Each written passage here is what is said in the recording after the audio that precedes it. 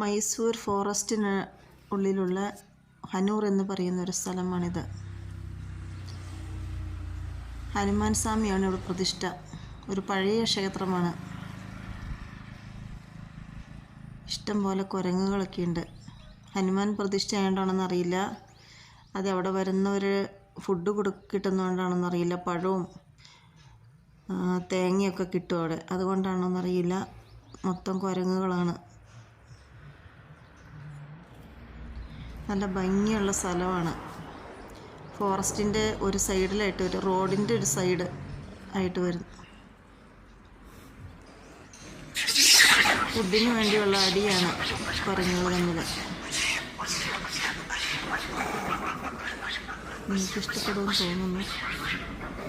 ഇവിടെ രാവിലെ പൂജാരിയൊക്കെ രാവിലെ വന്ന് പോയി, അതുകൊണ്ട് അടച്ചാണ് ഇട്ടേക്കുന്നത്. നമുക്ക് പുറത്തു നിന്ന് പ്രാർത്ഥിക്കാനോ തേങ്ങ ഉടയ്ക്കാനൊക്കെ പറ്റത്തുള്ളൂ.